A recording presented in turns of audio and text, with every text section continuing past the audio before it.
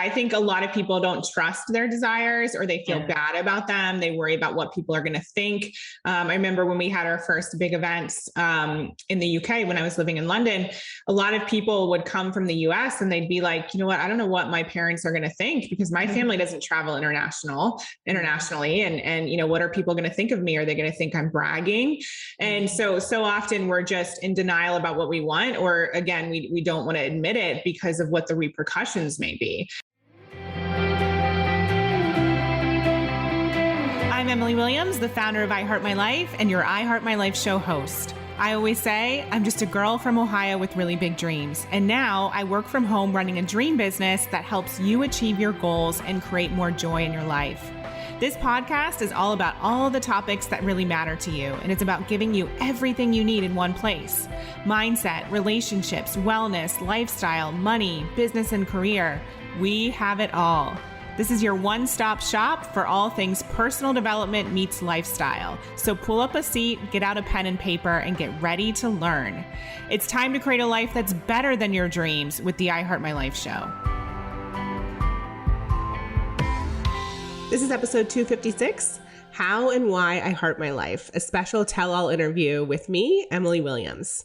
So today we're doing something a little bit different. I'm actually giving you access to an interview that one of my clients, Victoria Fenton, did with me just a few weeks ago. Now, I always think it's super fun when I hear interviews with podcast hosts where I get a glimpse behind the scenes and I get to see what's working for them and what they're changing and adjusting. So that's exactly what's happening in this interview. I'm taking you behind the scenes in my personal life as well as within the I Heart My Life brand and talking about some of the pivots I've made, some of the decisions I've made recently, all the things and steps I've taken to get in alignment and experience more joy and happiness. So let's go ahead and dive in. She's here with me on the Unveiled podcast. Welcome, Emily Williams. Thank you. I'm excited to be here. It's so lovely to have you here. And for those who have followed along with the Unveiled journey, they will know that there is a reason why I am here in the US and managed to get my visa. And Emily is a huge part of that. So she's one of the people that I really wanted on the podcast, and she's going to be our first proper guest. So this is really exciting for me. And I'm part of Emily's Lux Mastermind this year. And from what I can tell from the outside and from being a little bit of an insider, Emily's had a huge journey with her business, her processes, her everything in the last kind of year or so. And I really wanted to dig into that today. But I kind of wanted to start with this Lux Mastermind that we're all a part of. What was your inspiration for that? Because it's really unique and I love it. And I just wanted to get into that and have you tell our listeners where your passions lie within all of those sorts of things. Well, I think it's so cool, first and foremost, that part of the impact that we've had in your life is allowing you or enabling you to get this visa. Because I think when you start a business and you work with clients, you don't anticipate all the shifts or the results that they're going to have. And so I just want to put that out there because I feel like we can impact people in a greater way than we ever expect. And, you know, that's all of us, not just myself. And so I think it's so cool that you opened with that. Yeah. Well, I'm so grateful to you and James. It was a crazy weekend in Austin and I was like, this is my life beginning. So that's a real privilege to be part of your world for that reason. So the Lux Mastermind, it was really birthed out of us running masterminds for the last 5 or so years and just seeing like what worked, what didn't. Also us being a part, myself and my husband, a part of different high-level masterminds as clients. And we really wanted to create something that was intimate and high level that included group as well as one-to-one support. Because what we found is that even if people had a group program, ultimately they'd want more support, especially at your level and the level of your colleagues. And so we wanted to combine those things because we knew that it needed to be a more well-rounded experience. And then we also wanted to add in-person support because we've really seen the power of in-person and how it creates a deeper connection between the different clients in the program, between us. It helps us just go deeper overall in terms of the mindset work and the high performance stuff that we do. And then we wanted to add in an element of luxury and do the retreats in beautiful spaces because I've seen from the get-go, I was even talking to someone about this yesterday, from the get-go in my business, I've hosted events at 5-star locations. And even from the very beginning, with new coaches or new entrepreneurs who I was working with, they would purchase tickets to a location they've never experienced. And they would get in the room and be like, oh my gosh, like my life has literally changed just by being here, because they didn't have a passport before that. They had never been in a 5-star location. They'd never been around high-level women. And so just seeing like half of the transformation happens just by putting yourself in a new environment. We knew because of that, we wanted to take all of our incredible clients to just life-changing places. And so that was kind of the basis for us putting all those different elements together. I love that, because it sort of speaks to that adage of, yes, you are the average of the 5 people you spend the most time with, but also where you spend that time makes a huge difference. I don't think we appreciate how much everything influences how we show up. Oh yeah, it totally does. And just getting yourself out of your comfort zone. And I know for me, being an introvert, getting into a group, let alone an incredible environment, that was always an up level. And so I just knew that the transformation required more than just sitting behind a computer. So that was a key piece. Absolutely. And like from experience, I mean, our listeners will know, the people who followed along, is that I kind of missed one of the major things that happened within this Lux Mastermind because of said visa. But I want to explore a little bit about that. But you did, just to make it really clear to people, Bora Bora, a trip in Bora Bora was a huge pillar of this whole year's experience. And that's so good, like that doesn't happen in your general mastermind. So yeah. Yeah, that was epic. And not just for the ladies who attended, but also for myself, our photographer, our event planner, and just, putting yourself into that environment, so cut off from the rest of the world, just so like pristine. I mean, there's no other word to describe it besides paradise. And I think for a lot of people, myself in particular, it's been this like vision board destination. And I'm really passionate about compressing your timeline and recognizing you don't have to wait until you retire, or that thing on your vision board doesn't have to stay up there for decades. You can literally bring it into the present moment. And when you do, everything starts to shift. I love that. And I also want to honor that. And for people who are coaches who are listening, there's a lot of distrust in the whole container thing that we create. But the fact that I'm in this container and was around Emily and James and our fellow Lux ladies, I had just as transformational experience without paradise, but just as transformational as an experience during those days when the ladies were away in Bora Bora. And that I fully trust is because I was in this powerful compression container where it's not you must up level. It just is you are being called to your highest potential. And that stuff happens. Like if we just get out the way, the universe kind of takes care of itself for us. So yeah. Yeah, even on social media. I mean, I was really adamant about posting as much as possible. So I was definitely on there nonstop. Yeah. And everyone has been commenting and just asking me about it. And even some of our colleagues, they're like, you know what, you showed us what's possible. Now we've been researching how to host our own retreat in Bora Bora. And so it's just amazing, like the impact that you can have on people who aren't even there just because you show up and, show the behind the scenes or whatever it is, people will be impacted by that. And I think your passion for it as well, Emily, it's so clear how excited you were about wardrobes and like everything you were doing. And it just was it was infectious. I kind of felt like I was there. So thank you for sharing so freely of your kind of enthusiasm for all of it. Of course. But speaking of showing up, I really want to dig into your evolutionary process that I've kind of witnessed in the last year or so and the shifts that you've made, because what I see is someone who's really in her own right, stepping up and stepping forward and making really big, bold changes. So could you give our listeners a little bit of a background as to where your companies have been in the last sort of little while and where you've made decisions from and how things are moving and changing for you? Yeah, thank you for asking. So I'll take it back a little bit further. Back in 2014, I really started my company to help women love themselves and their lives. And so that's where I Heart My Life kind of came to be. But over the first few months, as my company grew and I started getting clients and I was very vocal about the amount of money I was making to be able to inspire other people, people were asking me, well, how do I start a coaching business? And so I kind of fell accidentally into the world of coaching entrepreneurs entrepreneurs. And don't get me wrong, I loved it. And I was so excited to be working with entrepreneurs and have been for the last 8 years. But what I realized was that I Heart My Life was not actually meant to be just about business building. Like, it's called I Heart My Life for a reason, not I Heart My Business. And so in January 2020, I actually woke up on New Year's Day, and I was about 3 weeks. It was about 3 weeks before I was supposed to launch a new membership for new coaches. And I had this like breathless feeling. And I knew that that heaviness was due to the fact that I wasn't in alignment with my mission and my purpose. Mm-hmm. And over the years, I knew that. And I always had, like, I have the I Heart My Life brand mapped out. It's been very clear since the beginning. But I always thought, okay, well, this will naturally happen. It'll naturally start to morph into what I want it to really be. Mm-hmm. But I realized in that moment in January 2020 that I actually needed to like send it in the direction it was meant to go in. Yes. Versus just waiting. And it was really interesting that I was waiting to begin with, because I'm not a very passive person and I don't really wait for things.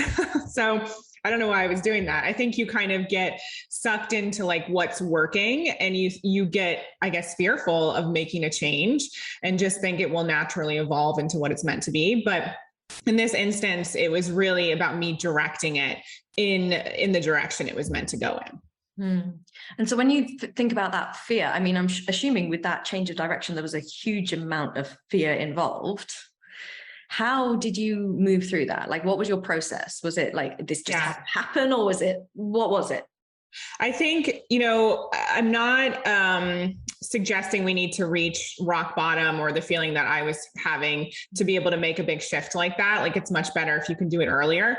But I was in this place where I just like legitimately could not move forward with the brand as it was. Right. I would rather it all crumble than me move forward with something that wasn't aligned. So it had gotten to like that extreme place where I recognized I wasn't happy. And again, that was unacceptable for me because I'm running a brand called I Heart My Life. Yeah. And that doesn't make any sense. And so it was just to the point where the desire for change and for this to be what I always envisioned it to be became greater than the fear. And I think that's when real transformation happens. You tune into what it is you really want, and that becomes way more important than the fear holding you back. And I love that you say that you don't have to hit rock bottom. And I know you and I are very similar in that we've kind of created businesses that are trying to prevent people from hitting their own rock bottom because we know what it feels like. Yes. And I get that as a kind of impetus behind our creativity. I just wonder, for people who are kind of trying to look for the signs, maybe before hitting rock bottom, do you have any kind of top tips of what might have been the signs, perfect world? If you'd have seen it earlier, what might you have seen? Do you have any ideas? Yeah. So I think I started to like feel resentful of some of the things I was doing, and resentment is a very, strong emotion. And that was definitely a sign over the years, things feeling really heavy. And I think, my therapist actually described it really well to me. She said, of course, in business and life, you're going to do things that don't necessarily feel pleasurable all the time, right? And especially when you're in the beginning of building a business or building something, your roles might be different than what you aspire them to be. Maybe you're writing copy or building websites or whatever. But as long as it's purposeful, right, you can find joy in that and you can find the pleasure. But for me, I couldn't see the purpose in what I was doing because I knew it wasn't in alignment with the overall vision of I Heart My Life. Yes, it was a stepping stone, but like, it wasn't like I had just launched a brand new membership that was completely in alignment and I needed to give it time to take off. I was doing things that I didn't want to offer long-term. Yeah. And again, sometimes those are stepping stones, but for me, I started to realize that wasn't the case. So I think you need to look at what you're doing and ask yourself, is it purposeful right now? Even if it's not feeling pleasurable, like, is it leading to the next thing? And is it contributing to the big picture vision? That's so huge. And for anyone who's been following the Unveil journey, that's literally the decision we had to make when we changed what we were launching this year and what we were doing. It's like, what are we doing here? Like, what is this about? What's this for? And that's why our academy came a lot further forwards, which it's such a easy thing once you've done it to listen to the truth. But I know that getting there is always challenging. And what I really would love for you to share with our listeners as well is, this whole what do you really desire thing, it's a huge theme of yours. And I know from experience it's hard to tap into. Do you have any ideas for the kind of listeners who are like, well, I don't know what I desire. Like, how the heck do I start to work that out? What's your top tips for like nailing down what you really truly want? Yeah. So for some people, it's very clear to them. They could literally make a list right now and it would be obvious. For others, we need to be the observer of our life and what comes up for us in terms of our emotions.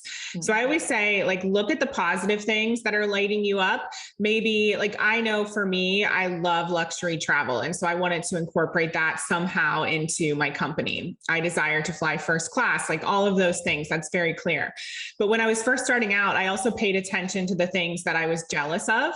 So maybe that was people as I was scrolling through Instagram, or, a certain business, or even a business model, right? Like for the people who have the evergreen stuff nailed down, a lot of us are envious of that because that's just running in the background. And of course, nothing's completely passive, but like, look at, maybe it's, I want to get into the world of products. So when I see people launch a new physical product, I'm like, oh my goodness, I can't wait to do that. So that triggers or activates some level of emotion in me. So that's what you're really looking out for is, your body and your emotions are giving you clues all the time. And it might not be immediate, but every single day you'll start to see certain indicators of what it is that you are craving. And so I would recommend writing those down, or typing it on your phone in the notes app, or, just having a record of it. And then you can start to categorize certain things. So maybe it's a big picture desire.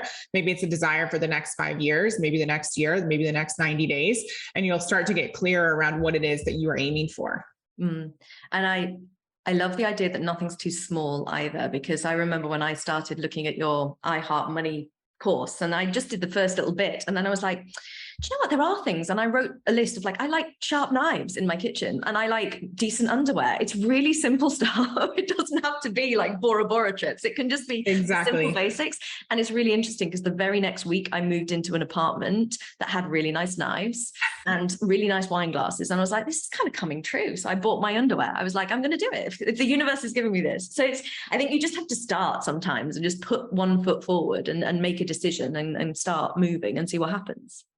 Yeah, thank you for giving me that example, because it also reminded me that one of my coaches over the years, he talked about, what are you tolerating? And so many of us are tolerating dull knives, underwear that's 10 years old, like a closet that's unorganized, not having enough support with the kids, like whatever it may be. And so really being clear with yourself around what it is you're tolerating, because you're leaking energy and it's very draining when you're consistently tolerating little things in your life. And I remember when I first did an exercise around what I was tolerating, I had 62 things on my list. And so I started to look at them and just every single week kind of get into a flow of ticking things off. And again, some of them were bigger than others, and so they had to go in the big picture category. But, just being clear with yourself, there's always little things that you can adjust right now that will help increase your happiness. And what I love about those kinds of things is when you start to adjust the little things, you start to trust yourself more. You start to recognize that you're doing stuff for yourself. And the spin-off effect of that means that the bigger things that seem almost unachievable kind of get into the achievable category, and it just makes everything feel much more accessible. Exactly. Yeah. I think a lot of people don't trust their desires, or they feel bad about them. They worry about what people are going to think.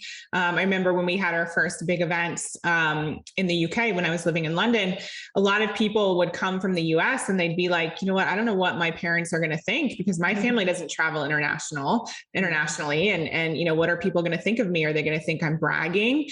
And so often we're just in denial about what we want, or again, we don't want to admit it because of what the repercussions may be. And people allow their fears to stand in their way.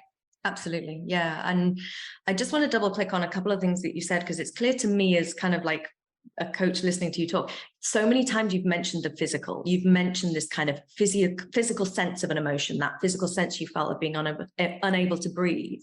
And I think it's probably a little bit different to people who kind of just see Emily Williams, the kind of money strategy coach. It feels like a different kind of energy that you're talking about.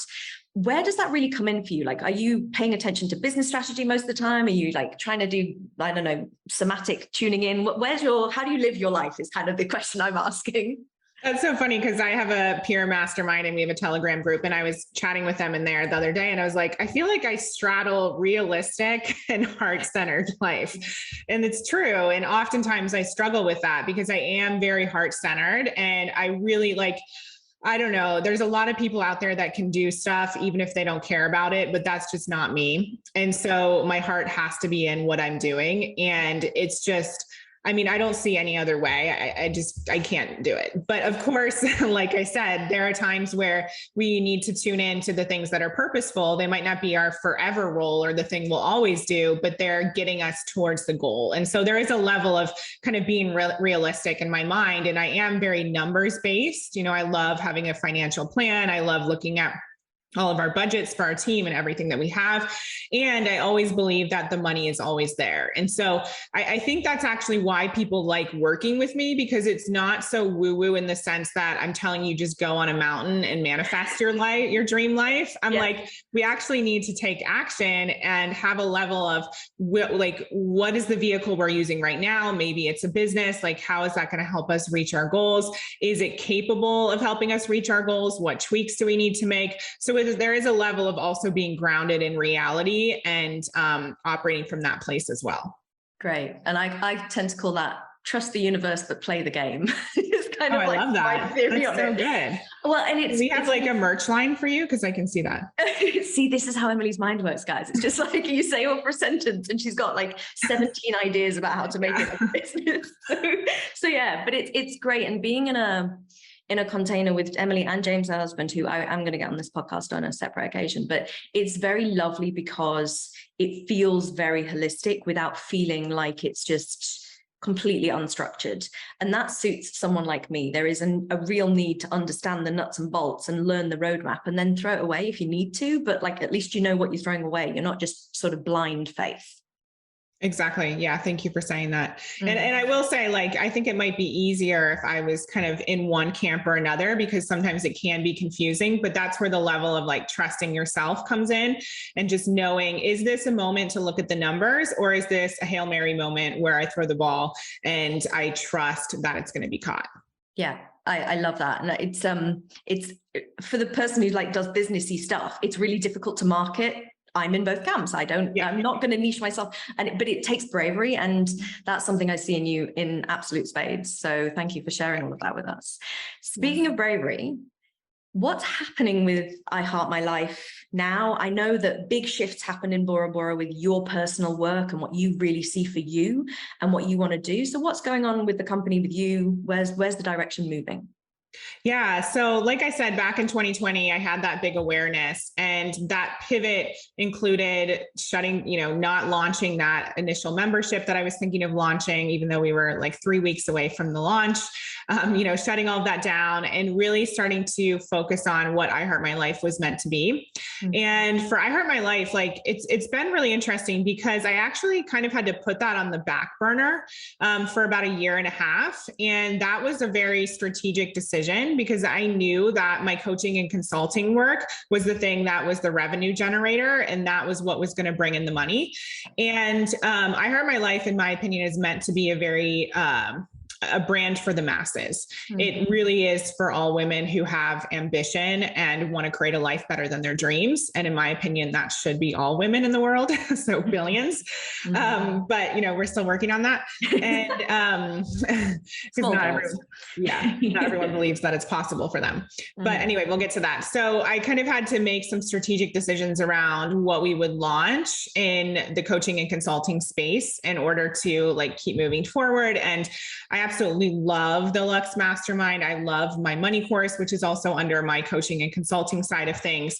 We've been doing VIP days and things like that.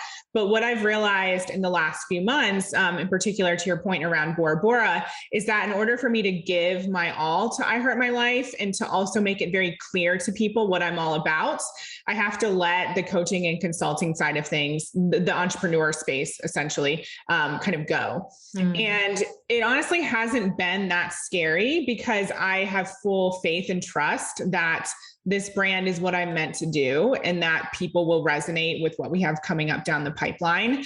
And it's again coming back to that heart-based feeling. And I remember my therapist she said, it's not likely that you're going to make less money following your heart.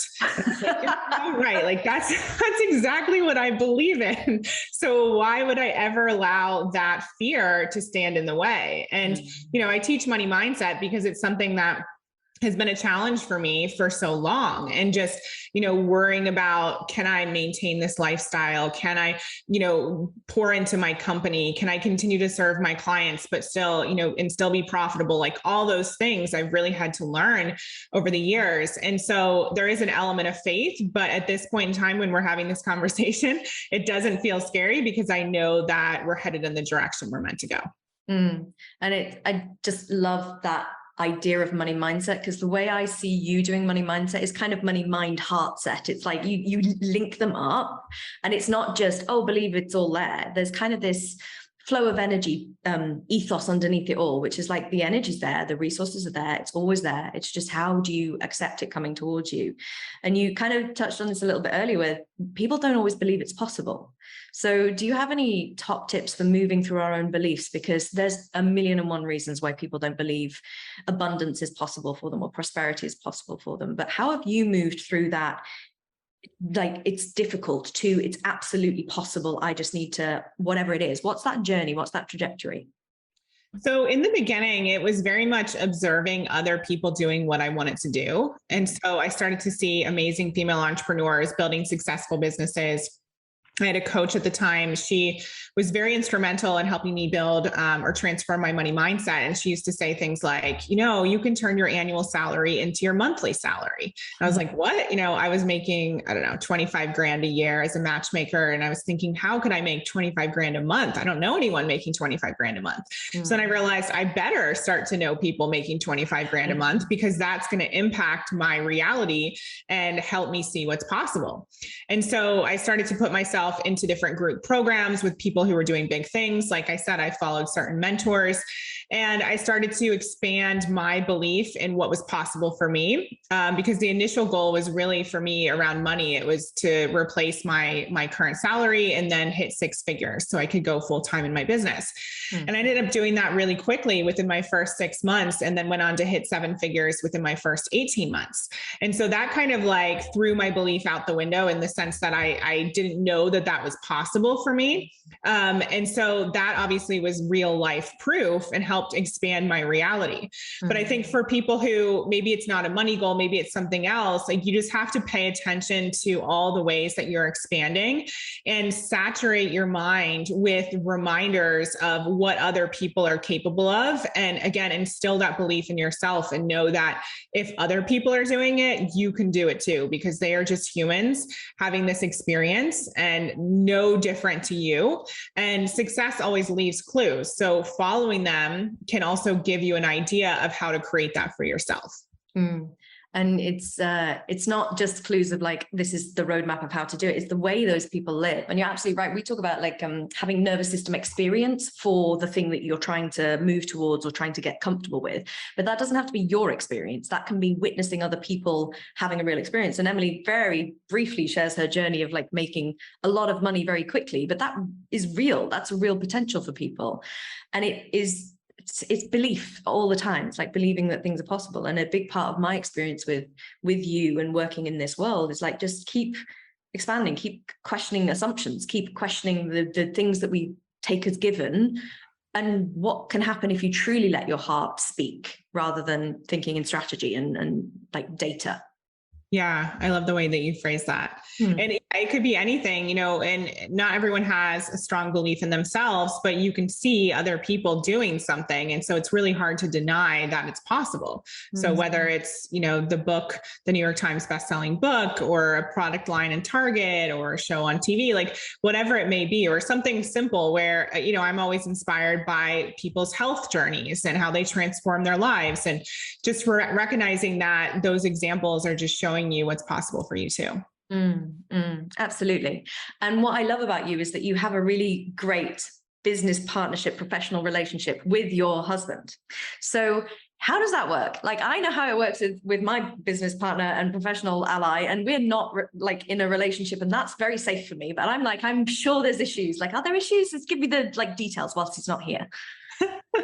Yeah, so we never intended to work together. We've been married for 10 years this year. And back in 2015, he left his job once my company had started taking off and became a certified high performance coach. So it's been, at the time that we're recording this, about 7 years that we've been working together. And it was really interesting in the beginning because I always like had my fingers crossed that he'd be my COO or, director of operations, but that's totally not him. He's a coach through and through and would not want to deal with that. And right. So one of the things that we had to really kind of come to terms with is that we work very differently. And I'm actually the owner of the company and the boss, and he's more of an employee mindset.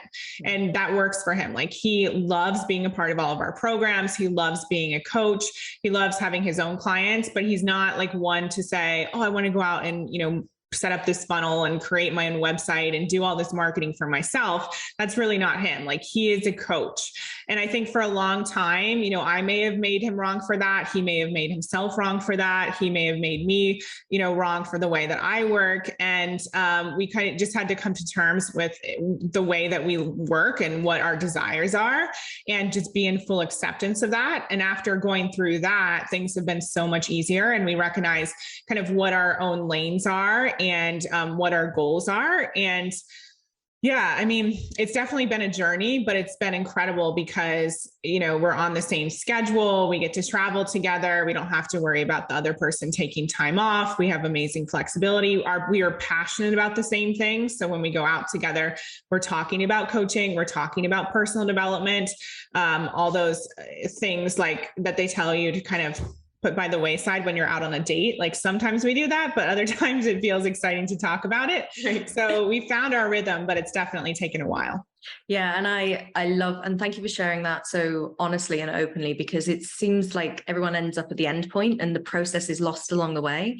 And you've been a witness, and people will know by the time they listen to this podcast that Brace and I have been on our own journey, and we really do have to honor right people, right seats. And it's a very similar dynamic. I think, James is a manifestor, Brace is a manifestor. People who listen will understand what that means. And they're very similar. And we just had this conversation where he's a coach through and through. And like, has the employee mindset. And I'm a bit like you. I was like, I just kind of want someone who can do all, no, that's my role. And I need to step into it.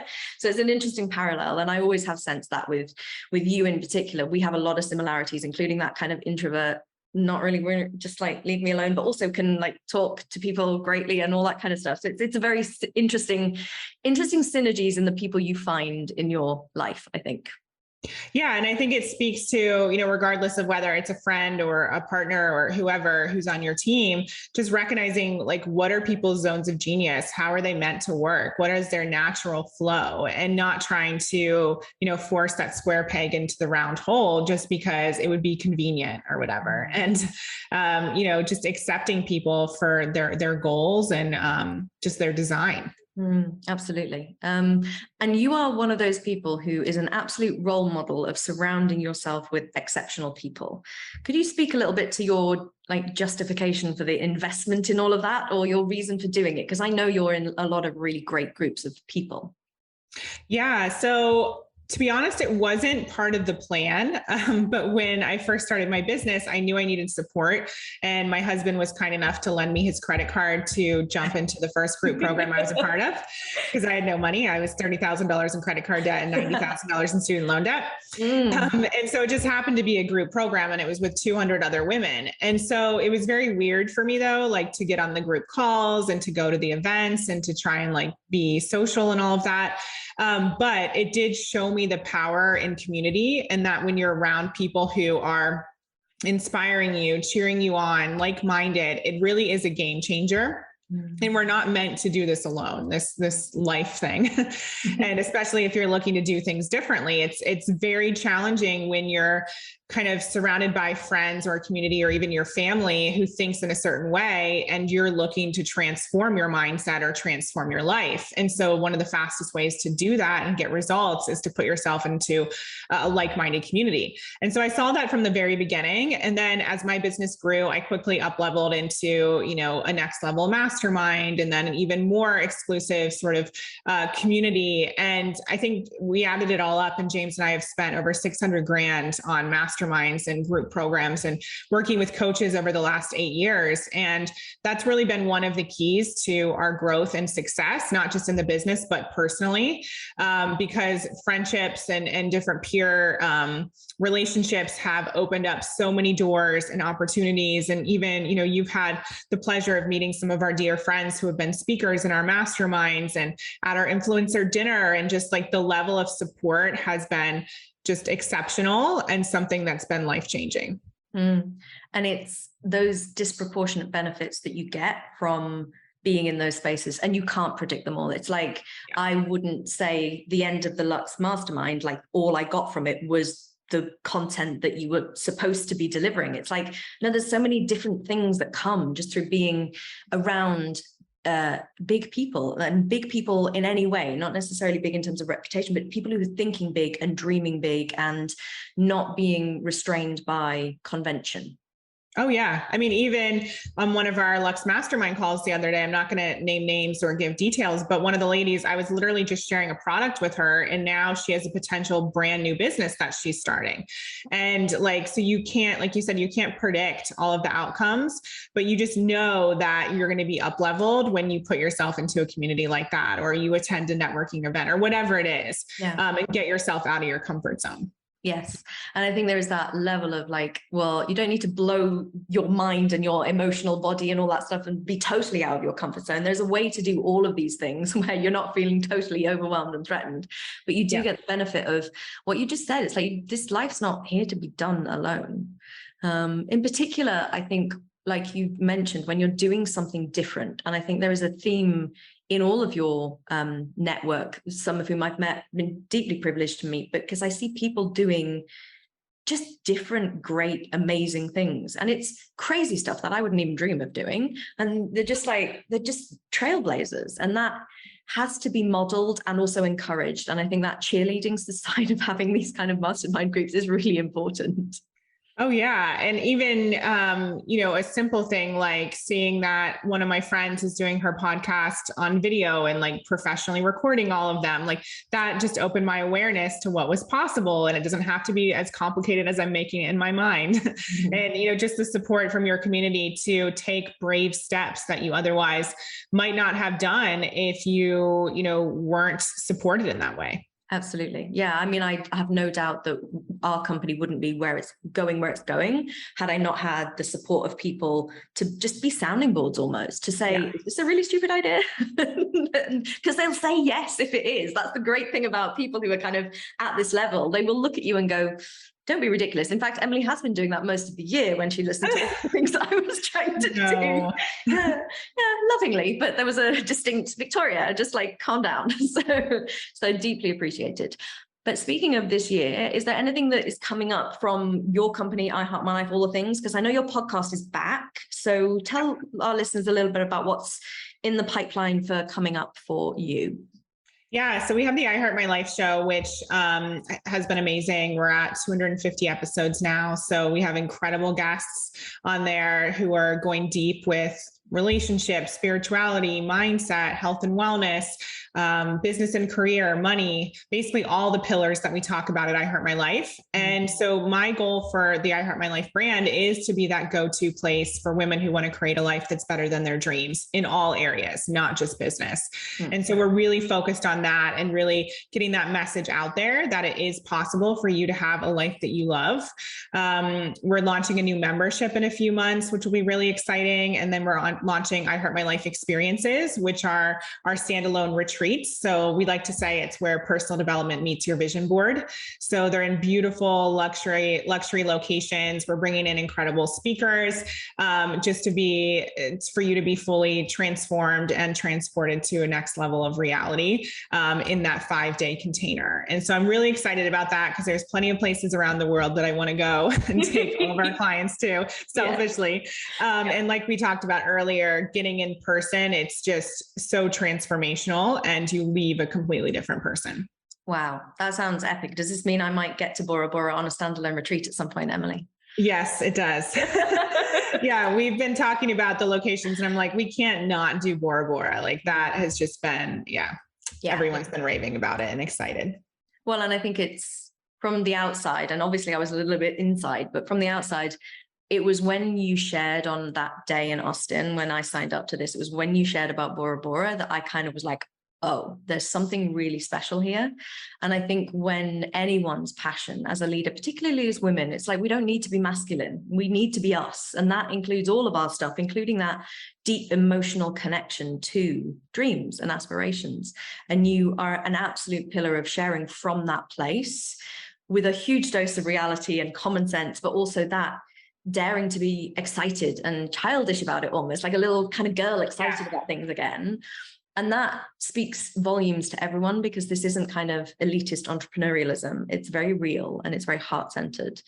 Even today, thank you for saying that. Even today, I was speaking to one of my friends back in the UK, and she's not in personal development or anything, and it's her birthday. And I sent her a message and I said, what's your intention for this year? And she said, to survive.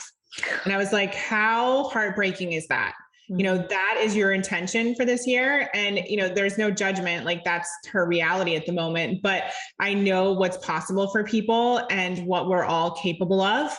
And we're capable of living an incredible life. It's possible for all of us. And so I really just want that mission to be felt and known by as many women as possible. And like I said, we have a lot coming up down the pipeline to support that. And it's so important because the modern conventional media, the news, I spoke to my mum this morning who's in the UK, and it's really depressing there at the moment, and it's really heavy energy, and the news of war and potential recession and all of that kind of stuff. It's like, if that's all you're listening to, it's become so easy to feel very weighed down. Yes. And it's a big part of the reason why I came to Austin. It's like, this conversation that you and I have had, the way you speak, the way this community is, it's like, we're not thinking about that. We're very much about whatever phrase anyone's using, whether it's consciousness expansion or living dream lives or anything like that, but it's all up and out rather than down and in. Exactly. Yeah. And I love the way that you said that. It's really difficult when you're surrounded by that, which is why I'm so passionate about I Heart My Life and the community that we're fostering through the membership. And, that's going to be a really easy way for someone to literally get a whole year of support, because we're requiring a year container, a whole year of support and access to incredible mentors and community, so that you are saturating your mind with what's possible and those positive vibes that we often don't get from our immediate community.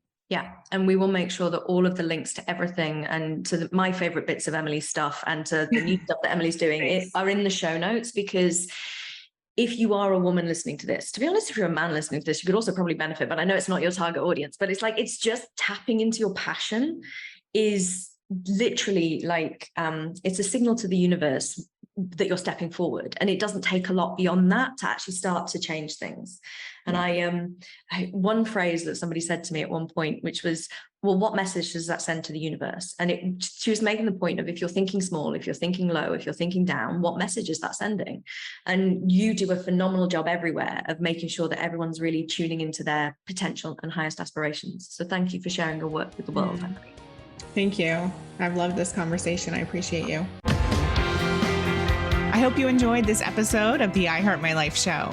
Now do us a favor and tell people about this episode. It's truly our duty to make sure that the I Heart My Life movement is spread far and wide. The truth is, life can be challenging, but it is possible for all women to love themselves and their lives. And while you're at it, send a link to this episode to 3 of your friends today, or maybe even post it on social media. Use the hashtag I Heart My Life show. That's hashtag I Heart My Life show. And if you'd like to help me personally, then please rate and review this podcast on Apple Podcasts. Give us some stars, cheer us on, and leave a review, because believe it or not, that stuff actually really does help. And I read all of them. Please remember, everything you desire is meant for you and possible. Keep showing up, taking action, and believing in your dreams.